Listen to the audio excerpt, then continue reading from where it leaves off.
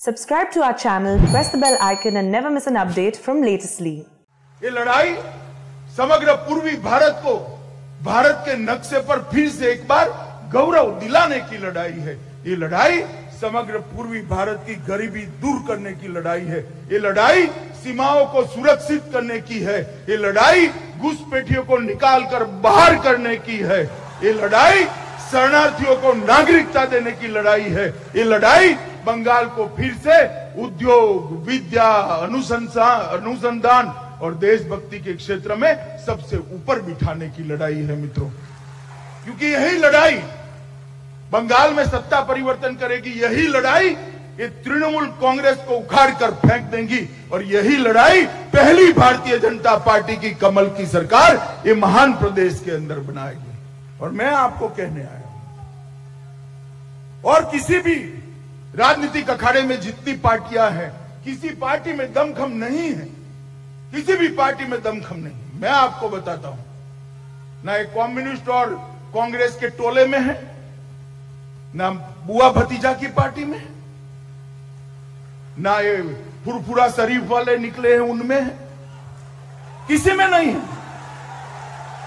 मैं आपको कहता हूं, बंगाल को घुसपैठियों से मुक्त बनाने का दम अगर किसी में है तो केवल और केवल मेरी और आपकी भारतीय जनता पार्टी।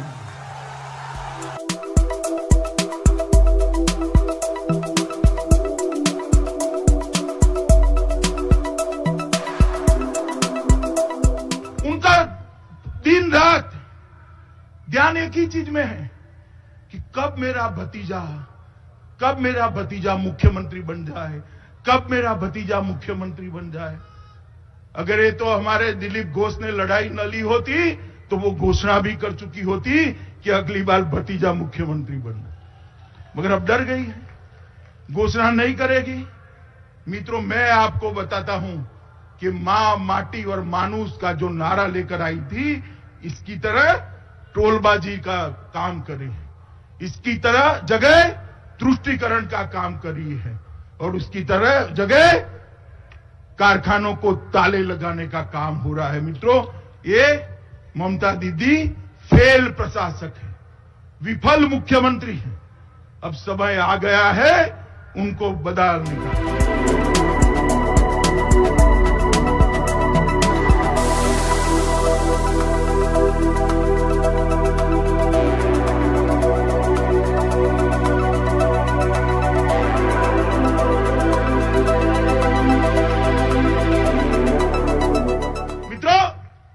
बंगाल के अंदर माहौल ऐसा कर दिया कि जय श्री राम बोलना माने गुनाह है।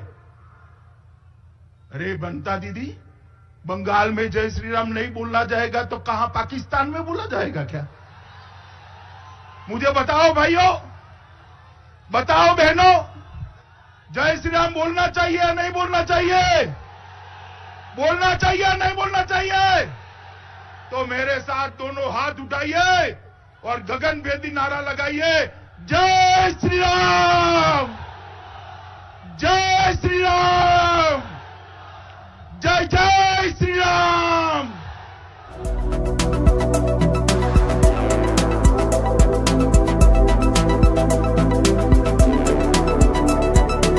जनता की जरूरत नहीं है चुनाव जीतने के लिए, उनको आप लोगों की जरूरत नहीं है। उनके पास गुंडे हैं, गुंडे उनको चुनाव जिता देंगे ऐसा मानती है।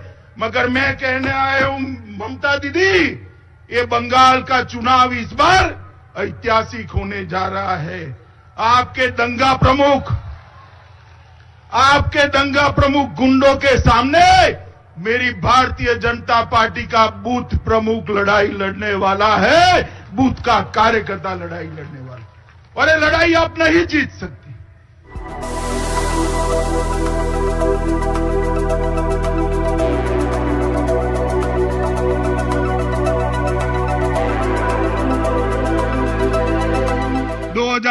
में हमने वादा किया था कि 19 में नरेंद्र मोदी सरकार चुनकर लाइए, हम सिटीजनशिप में अमेंडमेंट कर कानून लाएंगे जो मेरे मतवा समाज के भाइयों को भारत की नागरिकता देगा, भारत की नागरिकता देगा।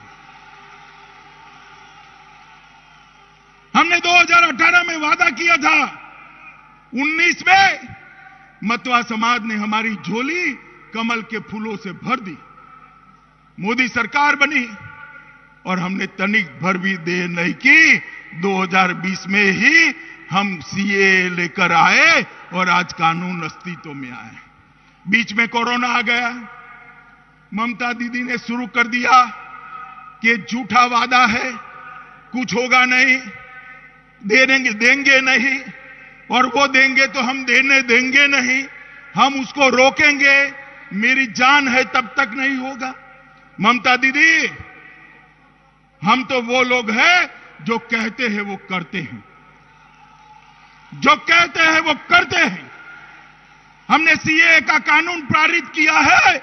मैं आज इस पवित्र भूमि पर वादा कर जाता हूं, जैसे ही ये वैक्सीनेशन का काम समाप्त होता है, जैसे ही कोरोना से मुक्ति मिलती है, आप सभी को नागरिकता देने का काम भारतीय जनता पार्टी की सरकार समाप्त करेगी।